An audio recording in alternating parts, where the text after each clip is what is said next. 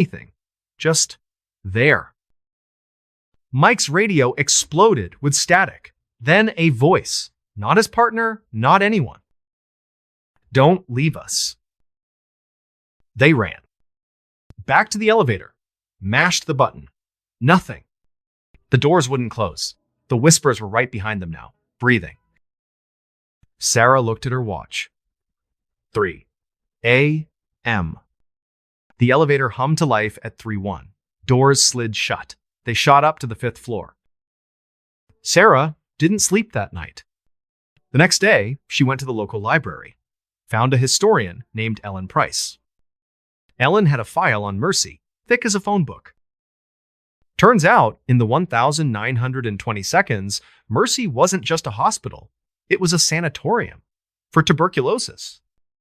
Hundreds died. But that wasn't the worst part. Dr. Harold Vance, chief of staff, brilliant, cruel, obsessed with curing death. Funded by a secret group. No name, just a symbol. A circle with an eye in the middle. Vance ran experiments on the 5th floor, injected patients with a serum, said it would make them immortal. It didn't. Patients started vanishing. Not dying, vanishing. Beds empty, charts gone, like they were never there. Nurses reported hearing screams from the walls, seeing shadows in the corners. One nurse quit in 1923, left a note. The walls are alive. They speak at 3 a.m. Vance disappeared in 1925, last seen entering the basement, alone, carrying a syringe. His office on the 5th floor was bricked up the next day. Still is. Sarah became obsessed. She went back to the 5th floor, night after night. With a recorder, a thermal camera, a GoPro. And the whispers, they got personal. Sarah, you know what we are. Her office door started unlocking itself. Charts rearranged, words scrawled in the margins in old-fashioned cursive. Help us. Monitors glitched, static. Then faces, blurred, mouths moving, no sound. One patient, a little girl with leukemia, woke up screaming, said a man in a white coat stood at the foot of her bed, whispered her name. His face melted, like wax. Security footage from the hallway showed a door opening at 3 a.m., closing. No one there. But if you slow it down, frame by frame, there's a shadow, tall, thin, following the door. Sarah tried to transfer, put in her notice. But the whispers followed her home. Her apartment, 3 a.m. Lights flickered. Clocks stopped. Her phone recorded audio she didn't hear live. You know now. She found a Reddit thread from 2015. A Mercy nurse. Same story. Whispers. 3 a.m. Basement. Last post. They're in the walls. I can't leave. Account deleted the next day. Sarah's colleague, Dr. Patel, helped her research. One night, he heard it in his car, radio tuned to static, a voice. You're next. He quit the next week. In 2020, Sarah finally left Erie, moved to Florida, thought it was over. But in 2023, she got a package. No return address. Inside, a stethoscope. Hers. The one that went missing in 2018. Coiled like a snake. And etched into the bell, a circle with an eye. She threw it away. Burned it. But at 3 a.m., her new apartment in Miami, the lights flickered. And the whispering started again. Sarah, you can't leave us. Back in Erie, Mercy Hospital still stands. The 5th floor is under renovation, has been for years. But in 2024, a maintenance worker found something.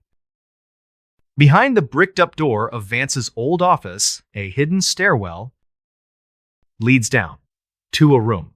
Walls covered in scratches. Thousands of names. Some from the 1,920 seconds. Some recent. One worker's flashlight died. He heard it. Clear as day. Don't leave. He ran. Quit the next day. They say if you work the night shift at Mercy, don't walk the 5th floor alone. Don't look at the walls too long. And if you hear your name at 3 a.m., don't answer. Because the whispering halls of Mercy Hospital, they don't just echo. They remember. And once they know your name, you're part of the walls. Forever. Strange, dark, and true.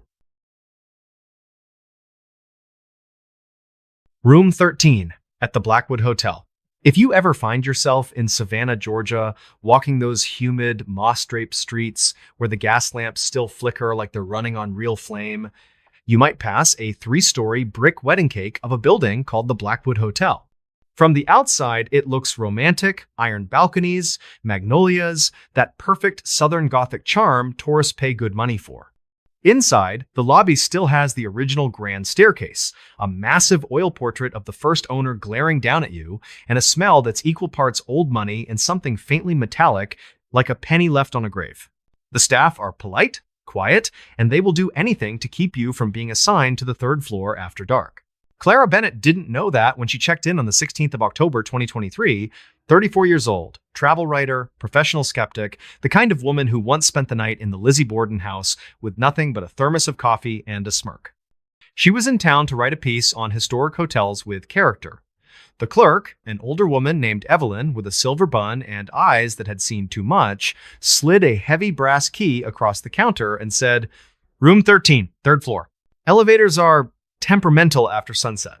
Clara laughed, asked if it was the superstition thing, and Evelyn's smile never touched her eyes when she answered, "Just keep the curtains closed after midnight, dear." Room 13 looked like every haunted hotel room you've ever seen in movies, only real. A towering 4-poster bed, velvet drapes the color of dried blood, wallpaper with a damask pattern that seemed to shift when you weren't staring directly at it, and a mirror over the dresser that felt a few inches too tall for the frame. Clara set up her laptop, took her photos, and went to bed, telling herself it was all atmosphere, nothing more. At exactly 2 a.m., she woke up to the sound of fingernails tapping on glass. Tap, tap, tap.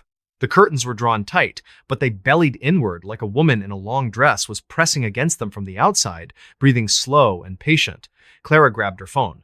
The screen lit by itself and opened straight to the front camera. In selfie mode, she could see her bed behind her empty. And standing at the window was a tall shadow in the shape of a woman, head tilted at an angle no neck should allow. Clara spun around. Nothing was there. The phone kept recording for 3 more seconds. In those 3 seconds, the shadow leaned forward until its veiled face filled the lens. Then the feed cut to static. She threw on a robe and ran into the hallway. The corridor stretched farther than it had any right to. The sconces flickered in perfect sequence, like a heartbeat made of light. The brass numbers on the doors shimmered 12, 14, 15, no 13 at all for a moment. She blinked, and 13 was back, colder than the rest. Soft footsteps followed her, exactly in pace, the way a child mimics an adult without ever catching up. She did not look back. She took the stairs 2 at a time, burst into the lobby, and found the grandfather clock frozen at 2, the night clerk gone, and the front doors locked from the inside. It took 20 minutes of pounding before someone let her out onto the street, barefoot and shaking. The next morning, Evelyn poured coffee with trembling hands and finally talked. In 1927, a woman named Abigail Harper checked into room 13 and vanished from a room locked and bolted from the inside. All that was left was her diary open to a single line. The eyes in the window never blink. The room stayed sealed for 30 years. When they finally reopened it in the 1,960 seconds, the complaint started immediately tapping at 2 a.m. Curtains moving, though the windows were painted shut, mirrors fogging with burning handprints, guests waking up to find their reflection, smiling when they weren't. Clara spent the day in the Savannah Historical Society digging through microfiche and yellowed police reports. She found the story of the boarding house that had stood on the same spot before the Blackwood was built. In 1876, it burned to the ground with 11 people trapped inside. The only survivor, a woman named Eliza Thorne, spent her last hours screaming about opening the glass before she died of her burns. In Abigail Harper's police file, there was a charcoal sketch recovered from the room. A perfect spiral made of 13 open eyes. That night, Clara went back. She wasn't leaving the story half-written. She set a GoPro on a tripod, voice recorder running, and sat on the edge of the four-poster bed with her notebook open, daring the room to show her something worth printing. At 1:59, the chandelier began to sway, crystals chiming, though there was no wind. At 2, exactly the tapping started again, faster this time, excited. The curtains parted an inch on their own. A woman stood on the other side of the glass in a rotting white dress, veil lifted just enough to reveal 2 pits of absolute black where eyes should have been. The voice recorder caught words that sounded like 3 women speaking in perfect unison: Abigail, Eliza, and something far older. "Clara, come look outside. See what we see." Her reflection in the tall mirror stopped matching her movements. It smiled a slow, terrible smile, while Clara sat frozen. Then the reflection lifted one hand and pressed it against the inside of the glass. Frost spread in spirals from the palm. The real Clara hadn't moved at all. On the GoPro, you can watch the reflection step sideways out of the mirror and stand behind the real Clara, resting its hands on her shoulders while she stares straight ahead, pupils blown wide. The brass key turned in the lock by itself. The door swung open onto a hallway that was no longer a hallway. The carpet had become charred floorboards from 1876, smoke curling along the ceiling that wasn't there a second ago. At the far end, a spiral of green fire spun on the floor, 13 feet across, pulsing like a heartbeat. The woman in white walked into the center of it and lifted her veil all the way. Where her face should have been was just a hole opening onto somewhere else, somewhere full of eyes that all blinked at once. Clara grabbed the GoPro and ran. The corridor shortened behind her with every step, wallpaper peeling away to reveal flames that weren't hot, only hungry. She hit the staircase as every gas lamp flared sickly green. In the lobby, the grandfather clock was still frozen at 2, hands bent into spirals. The front doors finally gave way, and she stumbled out into the street barefoot, lungs burning, the camera still rolling in her hand. She thought that was the end of it. 1 week later, in her apartment in Atlanta, the lights began flickering at exactly 2 a.m., even though every window was sealed and triple-locked. The long curtains in her bedroom bellied inward the same way they had in room 13. Every night, a perfect handprint appeared in the center of her bathroom mirror, and the temperature plummeted 20 degrees in the space of a heartbeat. When she finally worked up the nerve to look at the last file on the GoPro's memory card, the final frame showed the woman in white standing inside room 13 holding Clara's own red notebook. With a fountain pen that shouldn't exist, the ghost wrote one line in handwriting that matched Clara's exactly. "You left the door open." Back in Savannah, the Blackwood Hotel still stands. Room 13 has been booked solid every single night through the end of 2026, always under the same name: A. Harper. Guests who somehow get in anyway report their keys twisted into perfect spirals by morning, mirrors showing the room as it was the night of the 1876 fire, flames licking the walls that aren't burning. In 2025, someone live-streamed from the room at 2 a.m. sharp. 200,000 people watched the viewer count spike. Then the camera flipped to the mirror.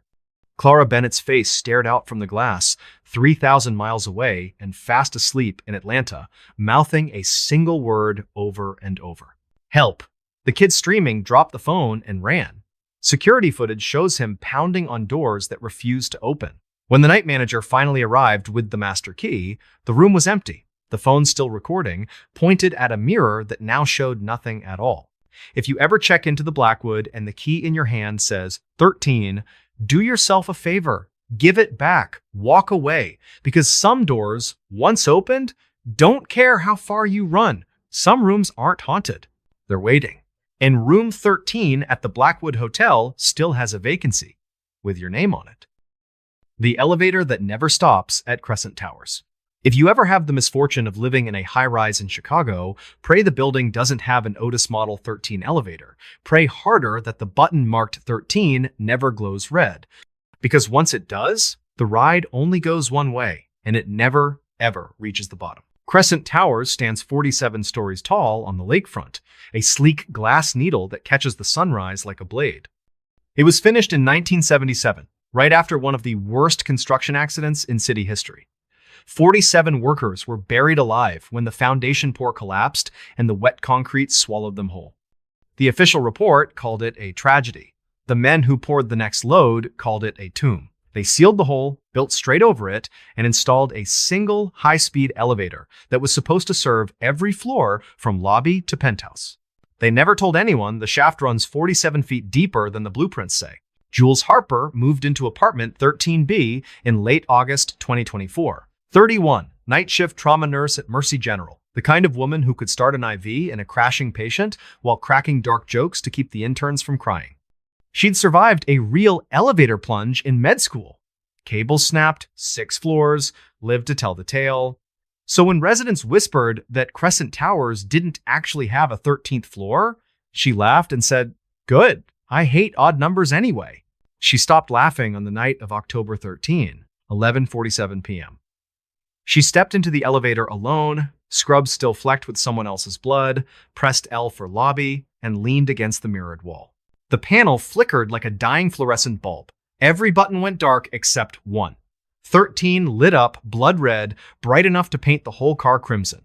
The doors slid shut with a sound like a coffin lid. Then, the elevator dropped so fast, her stomach flipped inside out. The floor counter stuttered. 47, 46, 13, 13, 13. Sparks rained from the ceiling. The cables screamed.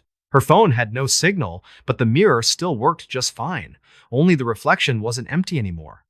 Behind her stood dozens of people, shoulder to shoulder, pale faces pressed against the inside of the glass.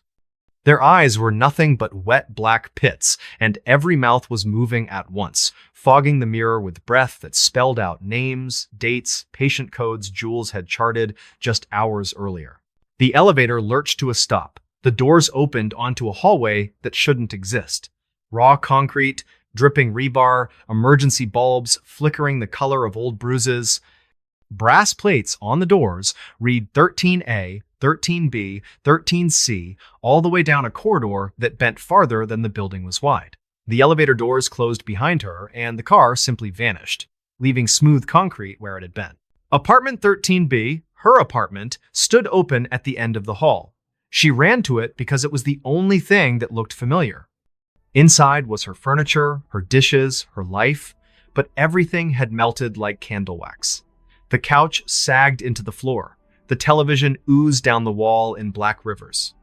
On the kitchen counter sat her cat, Luna, perfectly skinned, ribs gleaming, still purring in her dead mother's voice. A single post-it note clung to the refrigerator in Jules's own handwriting, though she had never written it. "Welcome home. Press 13 to leave." She ran again. Every door she opened led to the same apartment, grown worse. Walls breathing in wet heaves, ceiling dripping thick red, her own body lying on the living room floor with its throat opened ear to ear, eyes still blinking up at her, mouthing, "Don't stop at 13." The elevator was back, waiting exactly where it had disappeared. The button panel had only one choice, glowing. She slammed 13. The doors closed, the car fell. The counter couldn't decide. 13, 12, 13, 12. Hands began pushing through the mirror like it was made of water, gray fingers curling around her reflection's throat. Jules' reflection looked straight at her and spoke without moving its lips. "Don't stop at 13. The doors opened to the real lobby. Marble floors, security desk, cold October air rushing in. She stumbled out, shaking, barefoot, covered in someone else's blood that wasn't there a second ago. The wall clock read 11:52 p.m. Security footage later showed Jules stepping into the elevator alone at 11:47 and the car never moving at all. 5 minutes of her just standing there, screaming at nothing. She tried to tell people. No one believed her until she took Victor Lang, a retired Otis engineer who'd worked the original installation, down to the sub-basement. The 1,977 blueprints he pulled from the city archives were wrong the moment you unfolded them. Floor 13 was drawn, then erased, then drawn again in different ink. The shaft plunged 47 feet past the foundation into raw earth that had never been excavated. Victor's hands shook so badly he dropped the roll. "They poured the slab right over the bodies," he whispered. 47 men screaming under 12 feet of concrete. The elevator remembers. Every 47 days, it opens the floor that isn't there and calls new tenants to finish the roster. By October 16, Jules's keycard no longer worked. Apartment 13B was listed as vacant, freshly painted, ready for the next buyer. All her belongings were in a storage unit under someone else's name. The building manager swore she'd never lived there. On October 20, a new resident named Marcus Tate stepped into the elevator at 11:47 p.m. and pressed L. The 13 button bled red. In the mirror behind him stood Jules, eyes solid black, smiling like she'd been waiting weeks for company. Marcus never came out. On November 13, every single elevator in Crescent Towers stopped between floors at the exact same moment. 47 residents, all pressing L for lobby, all watched the 13 button ignite. 47 sets of doors opened onto raw concrete hallways that smelled of wet earth and old blood. 47 people stepped out, some crying, some too stunned to scream. The doors closed. The cars kept falling. The lobby stayed empty. Today, Crescent Towers is condemned, windows dark. A for sale sign swinging in the lake wind. The elevators have been sealed with steel plates and welded shut. But if you walk past on a stormy October night, especially around 11:47, you can still hear it. Cables humming a lullaby no one taught them, the soft ding of a car arriving at a floor that was never built. Sometimes the lobby call button for 13 glows red all by itself. Sometimes a woman's voice drifts up the empty shaft, calm and sweet and utterly patient. Press 13 to come home. The elevator that never stops at Crescent Towers is still falling. It's still looking for the 47 souls it lost in 1977. And every time that red button lights up, it gets a little closer to filling the list. So if you ever move into a high-rise and notice the elevator panel has a 13 that no one talks about, do yourself a favor. Take the stairs. Because some floors aren't missing. They're waiting. And once those doors close behind you, the only way out is down. Forever. The Phantom Carriage on the Midnight Train. All right, folks, if you ever find yourself on a train platform after midnight, especially one of those old forgotten stops where the fog rolls in thick and the schedule's more suggestion than fact, do yourself a favor. Check the carriage numbers. Twice. Because what I'm about to tell you isn't just a ghost story. It's a warning. This is the tale of the midnight run through Black Hollow, West Virginia, and Carriage 13. The one that isn't supposed to be there. The one that waits. And when it opens its doors, it doesn't care if you have a ticket. Like I always say, sometimes the truth is way weirder and way scarier than anything you could dream up. So hold on tight because the train's leaving the station. October 28th, 2024. Black Hollow, West Virginia. Population, 412. On a good day, the town clings to the side of a mountain like it's afraid to let go. All crooked streets, rusted rail crossings, and a train station that looks like it hasn't seen a fresh coat of paint since Eisenhower. The midnight train, officially the Coleridge Local #9, still runs every night. One engine, 8 carriages, hauling freight, and the occasional passenger brave or desperate enough to ride. It leaves at 11:58 p.m. sharp, cuts through the hollow, dives into the Black Hollow Tunnel, and doesn't stop again until dawn. Emma Carter steps onto the platform at 11:45. She's 32, sharp-eyed, city polish still clinging to her like perfume, even though she's been chasing stories in the sticks for 3 years now. Freelance journalist specializes in debunking the unexplainable. Her editor calls it ghost hunting with a fact check. Emma calls it a paycheck. Tonight, she's after a piece for Hidden Trails magazine, something about Appalachian folklore, specifically the legend of the Phantom Carriage. Locals swear that every few years, someone boards the midnight train and vanishes. Always after 1 a.m. Always near Carriage 13. The conductor takes her ticket. His name's Silas. Been punching tickets since the 70 seconds, face like cracked leather, eyes that don't quite meet yours. Carriage 7, he grunts, clipping the paper with a hole punch that sounds like a gunshot in the quiet.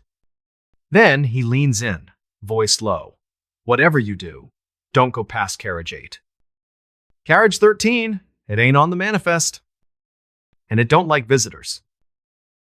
Emma smirks, pockets her recorder, and boards carriage 7. The seats are cracked vinyl.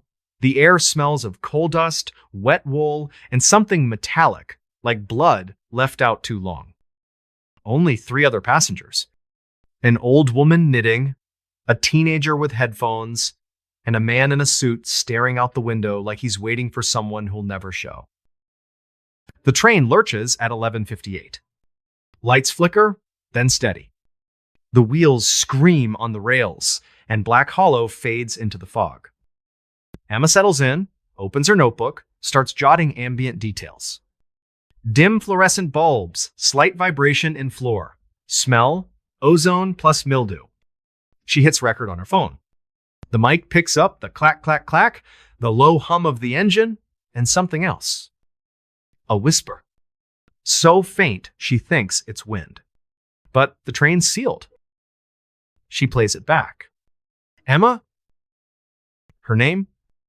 Clear as day. 12:47 a.m. The train dives into the Black Hollow Tunnel.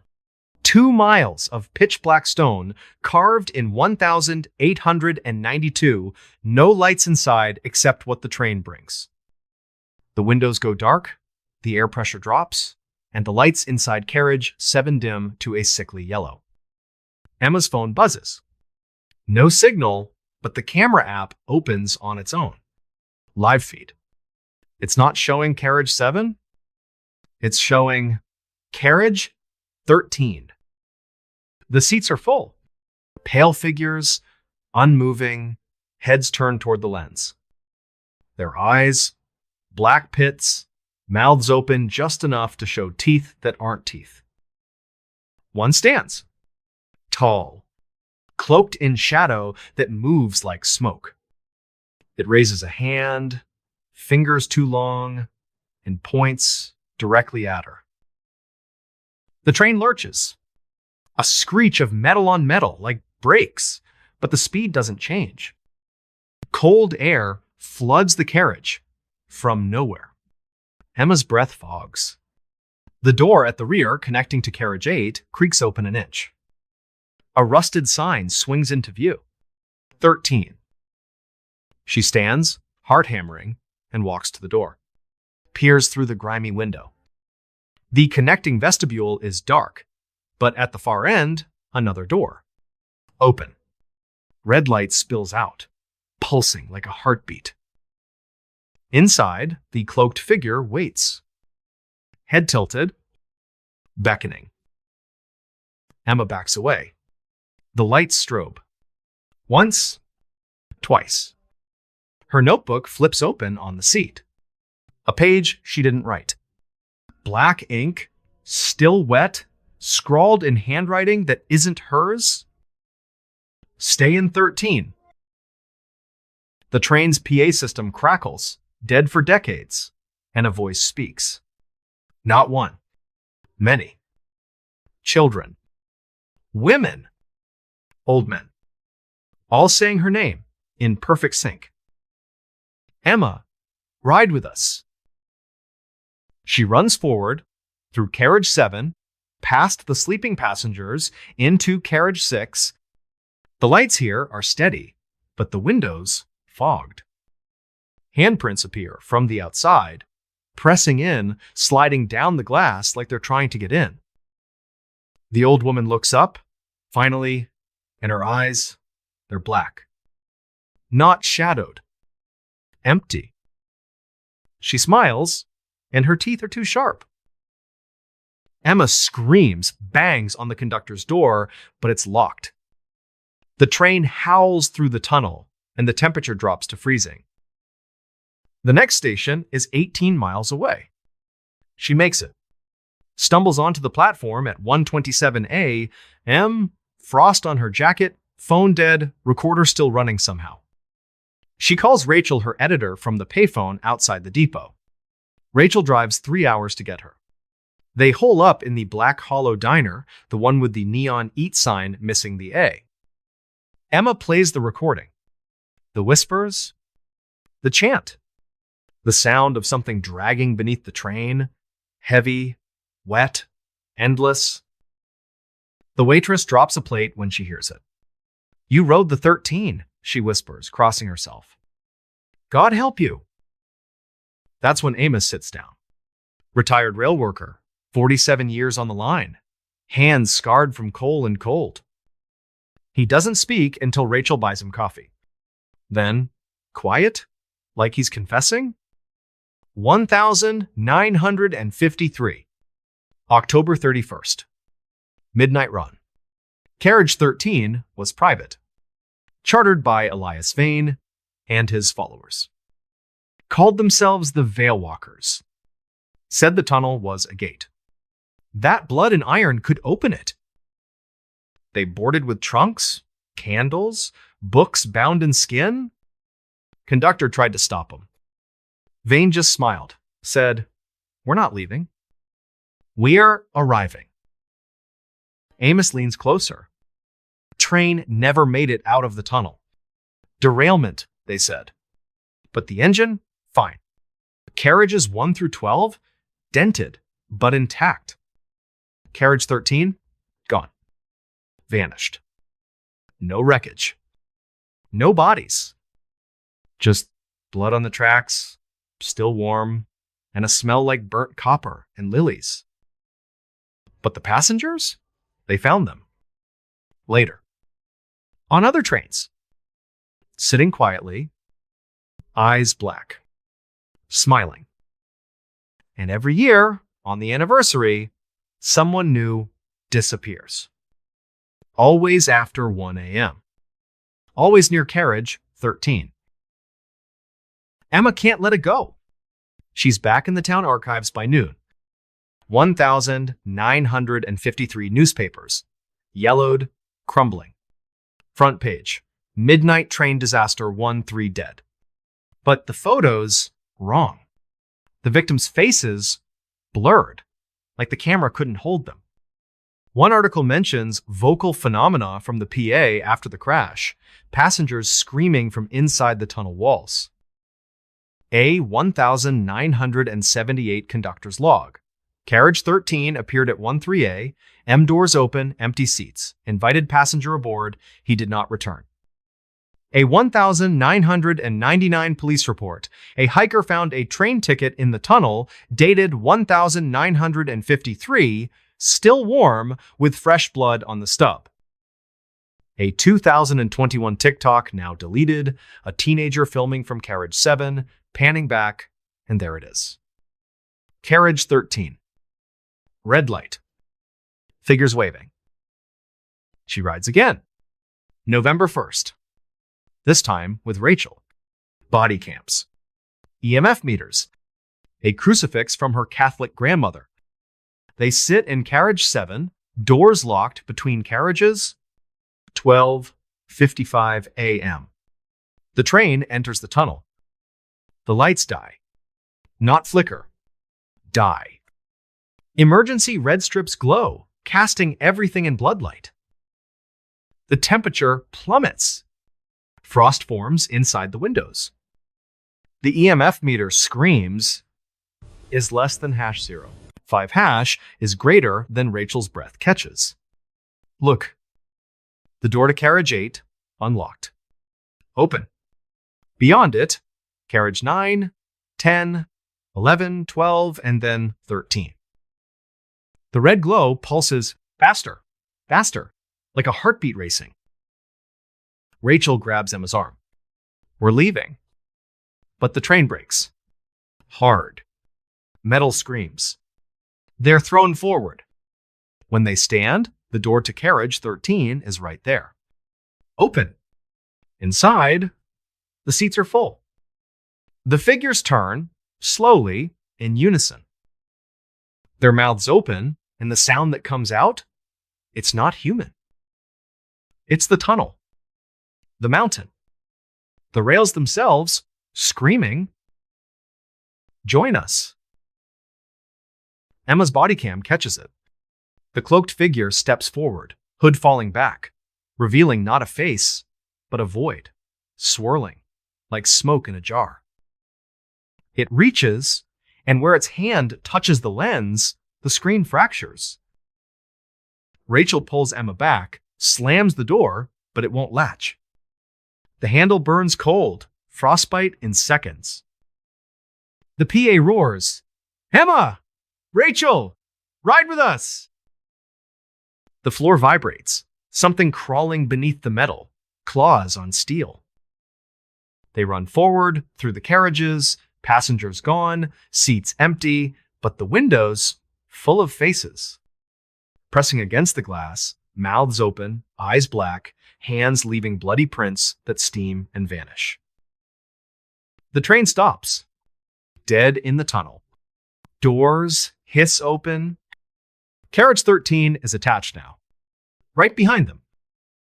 The red light floods in, and the figures step out. Bare feet on metal, no sound, but the air screams. Emma's final footage. She's running, camera shaking, Rachel ahead, then nothing. The feed cuts to static, but the audio keeps going. Footsteps. Breathing. A wet, dragging sound. Then, Emma's voice, calm, too calm. It's beautiful in here. The seats, they're warm, like skin. Come ride with us, Rachel. There's room. The chant rises, hundreds of voices, forever. Rachel makes it out, alone. At the next station, 4:12 a.m. She's frostbitten, babbling, clutching Emma's camera. The footage ends with a single frame. Emma, sitting in carriage 13, smiling. Eyes black. Mouth open, but the sound, it's the train whistle, screaming her name. January 2025. A maintenance crew finds something in the tunnel. A bone. Human. Carved with tiny numbers, 13, 13, 13. Still warm. Emma's press badge melted into the rail, the photo burned away, but the name still legible. The midnight train still runs. Carriage 13 is never on the manifest, but passengers see it at 1 a.m. Red light. Open door. And sometimes, if you look close, you'll see her. Emma, sitting by the window, waving, beckoning. So, if you're ever on that train and the lights go red, if the door behind you opens and you smell lilies and blood, don't look back. Don't answer when they call your name, because Carriage 13 isn't going anywhere. It's already there. And it's got an empty seat with your name on it.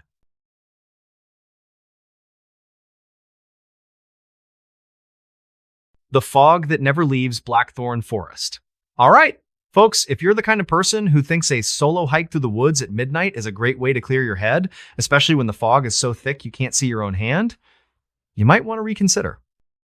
Because what I'm about to tell you isn't about getting turned around on a trail. It's about the trail finding you. This is the story of Blackthorn Forest in Eldridge, Vermont, and the fog that doesn't just roll in. It waits. It watches. And when it decides you're staying, there's no amount of screaming that'll bring you back. Like I always say, sometimes the truth is way weirder and way scarier than anything you could dream up. So, zip up your jacket because we're stepping off the path. Fall 2024. Eldridge, Vermont. A town so small, the welcome sign is hand-painted and half the letters have peeled off. Main Street ends at a gravel lot, and beyond that, Blackthorn Forest. 800 acres of old-growth nightmare. Trees that lean like they're listening, roots that look like fingers clawing out of the dirt, and a fog that hangs year-round. Locals call it the breath. Say it smells like wet pennies and funeral flowers. And lately, it's been hungry. Noah Bennett's the ranger they send when things go sideways. 34. built like he could bench press a moose. 8 years on the job, seen bears, blizzards, and one guy who tried to outrun a porcupine. He doesn't do ghost stories, doesn't do cursed woods. But 3 missing hikers in 14 days? That's a pattern. No bodies, no blood, just packs dropped mid-trail, boots still laced like the forest hit pause. October 17th, midnight patrol. Noah's loaded, body cam, GPS, 2-way, headlamp with fresh batteries, flare gun, and a thermos of coffee strong enough to wake the dead. He signs the log at the trailhead. Bennett N. Solo Recon. ETA return 0400. The fog's already there, waiting at the tree line like a living thing. It doesn't drift. It pours slow, deliberate, swallowing the sign behind him. 11 steps in, sound dies. No owls. No wind. Just his breathing and the fog, inhaling. His headlamp cuts a tunnel maybe 8 feet long, then the light just stops, like it hits a wall. GPS beeps. Signal lost. Compass spinning like it's drunk. Radio crackles. Dispatch. This is Bennett. Do you copy? Static. Then a voice. Not dispatch. Dry. Close. Noah. It knows his name. He checks the body cam. Red light steady. He pans forward and the feed glitches. For a split second, the trail ahead is clear. Moonlight. No fog. And standing 50 yards down, a figure. Tall. No face. Just swirling mist where eyes should be. It lifts one arm, slow, like it's underwater, and beckons. Noah blinks. Looks with his own eyes. Nothing. Just fog. But the camera, it's still recording, and the figure takes one step closer. The ground thumps. Once, like a heartbeat under the soil. Noah kneels, presses his glove to the dirt, and it's warm. Pulsing. Footprints appear beside his hand. Bare, elongated, leading off trail. Fresh. Wet. Not his. He follows. Because that's what rangers do. The fog tightens, coiling around his ankles, his knees, like it's guiding him. 12:41 a.m. He stumbles into the clearing. Perfect circle. No trees. Just moss and his notebook. Open. He never took it out of his pack. A page is filled, ink still wet, letters crawling across the paper like insects. Stay in the fog. The trees at the edge, their bark ripples. Faces push out, wood stretching like skin, eyes closed, mouths moving. Noah, Noah, Noah, in a whisper that's everywhere and nowhere. His headlamp flickers, strobes. The beam catches the fog, and the fog catches it back. Reflections. Dozens. Pale figures suspended in the mist, arms outstretched, mouths gaping, eyes black holes that pull. They flicker, closer, closer, until one is inches from his face. No breath. No heat. Just cold and the smell of turned earth. Noah swings the flare gun, fires into the air. The red flare arcs, and the fog swallows it, spits it back as a screaming face that dissolves midair. He runs. Branches rake his jacket, roots snag his boots, the fog laughs, a sound like drowning in a well. He bursts out at 2:03 a.m. Trailhead. The fog stops dead at the tree line, like it's afraid of the open. He's soaked, shaking, covered in a dew that smells like iron. Clara's waiting with the truck, headlights cutting through the night like knives. "You're bleeding," she says. He looks down. His gloves? Shredded. But No cuts. Just black streaks under the skin, like roots. They hole up at the Pinecone Diner. Neon buzzing. Coffee that tastes like ash. Noah plays the body cam. The figure. The footprints. The notebook. The faces. The waitress drops a mug when the whispers play. That's the breath, she mutters, crossing herself. Amos slides into the booth. Old Hunter. Face like bark. Hands that shake only when he talks about Blackthorn. 1,931, he says. Logging camp. 15 men. Elias Crow. Found stones in that clearing? Older than the hills? Carved with eyes that watched. He started cutting at night, alone, chanting. Said the fog was a mouth. That it needed feeding. One dawn, fog rolled in thicker than milk. When it lifted, nothing. Just their axes, arranged in a spiral, handles warm, blades etched with the same eyes. Search party found one page. Elias's journal. It sings when it's full, it's never full. Noah's in the Historical Society by 8 a.m. Dust and microfilm. 1,931 headlines. Loggers vanish forest claims 15. Photo of the spiral. Tools glowing like they're wet. 1,942 hikers letter. Fog knew my dead brother's voice. Followed me for miles. 1,976 police report. Camper's tent found inside out, sleeping bags stuffed with moss that moved. 2022 dash cam from a logging road, fog crossing the pavement, forming a hand that waves before dissolving. The forest escalates. October 20th. Noah and Clara go in at dusk. Shotguns. Flares. Iron filings in their pockets, old hunter's trick. They reach the clearing at 12:37 a.m. The fog rises, not drifts, rises like a wave. Red glow beneath, pulsing like a heart. Trees groan, bark splits, eyes open inside the wood, blinking. Clara's flare arcs. The fog catches it, molds it into a face, her face screaming her childhood dog's name. The ground erupts, misty hands claw up, gray, cold, wrapping around their boots. Noah fires the shotgun into the dirt. The blast reveals teeth, mossy, sharp, closing. They run. The trail loops, same trees, same clearing.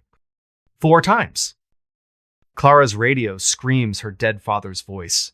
You were always weak. Noah's compass melts, glass dripping, needle fused pointing back. They escape at 3:19 a.m. Clara's leg blistered, black veins spidering from where the fog touched. Noah's body cam, cracked, but still recording. Final frame, the clearing, now a spiral, and in the center, his flare gun, still smoking. Dr. Evelyn Marsh meets them in the library's sub-basement. Maps older than the town, 1,898 survey. Blackthorn sits on 3 converging ley lines. Ancient burial site.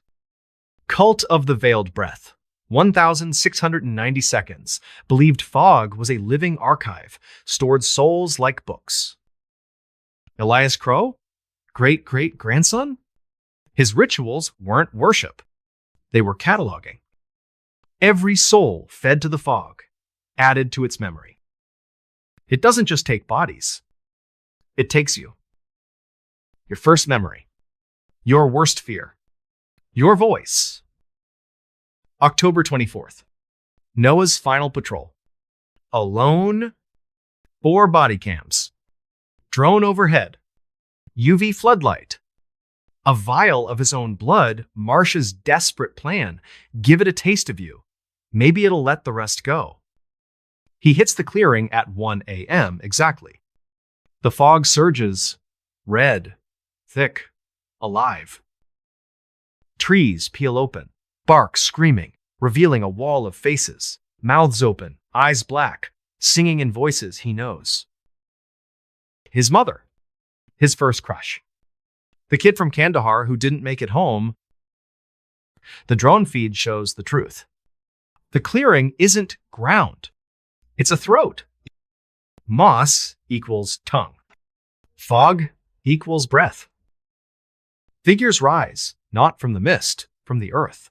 Hundreds, eyeless, mouths splitting into more mouths, hands splitting into fingers of smoke.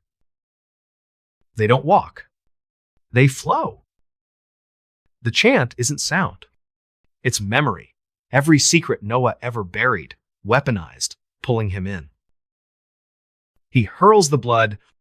The fog drinks, recoils, then laughs. A sound like 1,000 graves opening. UV, light blasts, figures, glitch, flicker, dissolve into static. Noah runs, cams rolling. Chest cam shows the fog chasing, forming his face, his scream, his childhood home burning. He collapses at the trailhead at 1:47 a.m. The fog stops, exactly at the tree line. But it whispers through his teeth, "You left a piece." 2025. A hiker finds the drone, crashed, still recording. Final footage. Noah running, trees uprooting, walking on roots like legs, the clearing widening, a maw lined with eyes. Last frame. Noah's shadow, stretching back into the fog and staying. Blackthorn's trails are closed. Signs gone. Replaced with fresh carvings, it remembers you. Drones show the spiral, now 100 feet wide. 1,931 axes still there? Still warm? And at 1 a.m., if you stand at the edge, you'll hear it. Not wind. Not animals. Noah, calling your name in your own voice from inside the fog. So if you're ever in Eldridge and the fog creeps down the mountain, if your phone dies, your boots sink, and you smell copper and lilies, don't follow the whispers. Don't look for the clearing. Because Blackthorn isn't a forest. It's a library. And the fog? It's checking out. You. The cries beneath the old market square. All right, folks, I've got a story for you today that's going to stick with you. It's one of those tales that starts off normal enough, but by the end, well, let's just say you might not look at a quiet town square the same way ever again. This happened in a little place called Havensport, Maryland, a sleepy coastal town where nothing much ever happens, except, apparently, this. And it all centers around something lurking beneath the cobblestones of Old Market Square. They call it the cries beneath. Now, Old Market Square looks harmless during the day. Colonial-era cobblestones, a cute little fountain in the middle, benches where old folks feed pigeons, shops ringing the plaza selling antiques and coffee. Tourists love it, kids play there, but come nightfall, especially after midnight, the vibe changes. The air gets thick, heavy, like it's pressing down on you. And locals? They don't walk through the square after dark. Not ever. They'll cross the street, take the long way around, anything to avoid it. Because they say, if you're there at the wrong time, you'll hear it. The crying. Our story starts with a guy named Ethan Walsh. 31 years old. High school history teacher. Total skeptic. Ethan grew up in Havensport, but he'd been away for college, came back to teach at the local high school. He was the kind of guy who laughed at ghost tours, rolled his eyes at local legends, thought it was all old wives' tales and overactive imaginations. But in the winter of 2024, he was working on a project for the town museum, something about Havensport's colonial history. And that's when he first heard the rumors. People were saying there were sounds coming from under the square. Not just creaks or wind in the pipes, but crying. Wailing, like people in pain. And not just any people. They said the voices knew your name. Ethan thought it was ridiculous. Probably just old plumbing, or rats, or the fountain's pump acting up. But the more he asked around, the weirder it got. One shop owner told him he'd heard a woman screaming his dead mother's name at 1 a.m. A jogger said her phone recorded a child's voice whispering, "Help me," from right under her feet. And the oldest residents, they wouldn't even talk about it, just crossed themselves and walked away. So Ethan, being Ethan, decided to prove everyone wrong. On December 10th, 2024, he waited until the town was asleep, 1 a.m. He brought audio recorders, a high-quality microphone, his phone, a flashlight, the works. Set everything up around the square, sat on a bench near the fountain, waited. At first, nothing. Just crickets, wind, the occasional car in the distance. Then, around 1:07 a.m., it started. A low sound, like a moan, but not from above, from below. Under the cobblestones? Ethan froze, looked down. The stones looked normal, but the sound? It was growing. Louder, more voices joining in. Men, women, children, all crying out in agony. And then, clear as day, one voice rose above the others. Ethan. He jolted upright, looked around. No one there. The square was empty, but his recorder, it caught it, crystal clear. Ethan, down here. His phone buzzed. He looked down and nearly dropped it. The camera app was open. Live feed of the fountain. But in the water, there was a figure. Tall, gaunt, no eyes, just black pits where eyes should be. Its mouth stretched impossibly wide, like it was screaming, but no sound came out. It was clawing at the cobblestones from below, like it was trying to dig its way up. Ethan stumbled back. The air turned freezing, his breath fogged, and the ground, it vibrated. Not like an earthquake, more like something pounding from underneath. Thump, thump, thump. He grabbed his notebook off the bench to write down what he was hearing, but when he opened it later, there were words he didn't write. In his handwriting, but he didn't write them. Come below. The streetlights started flickering. Shadows stretched across the cobblestones, and they weren't his shadows. They were faces, dozens of them, mouths open, screaming silently. And, in the fountain's reflection, Ethan didn't see himself. He saw a crowd, pale figures packed tight under the water, arms reaching up, fingers clawing at the surface, eyes hollow, mouths moving in perfect sync with the cries from below. He ran. Didn't stop until he was 3 blocks away, gasping in front of the 24-hour diner. Called his friend Sarah, librarian, fellow history nerd. Met her at the cafe, told her everything. She didn't laugh, didn't call him crazy. She just said, "You need to talk to Agnes." Agnes ran the antique shop on the square, 83 years old, been there her whole life. Ethan went to her the next day. She was closing up, didn't want to talk at first. But when he played the recording, her face went white. She told him about 1783. There was a cellar under the square, hidden, used for secret meetings during the Revolutionary War. But one group, they weren't patriots. They were something else. Led by a preacher named Gideon Holt, obsessed with the occult. They'd meet in that cellar at night, perform rituals, blood rituals. One night, the cellar collapsed. 20 people trapped inside, alive. They screamed for days, clawed at the stones above them, but the town, they didn't dig them out. Some say they were afraid of what Gideon had summoned. Others say they just didn't want to know. The screams eventually stopped. The cellar was sealed. The square paved over. But the cries, they never really went away. Agnes said as a little girl. She saw something. Was playing near the fountain after dark. Her mom was late picking her up.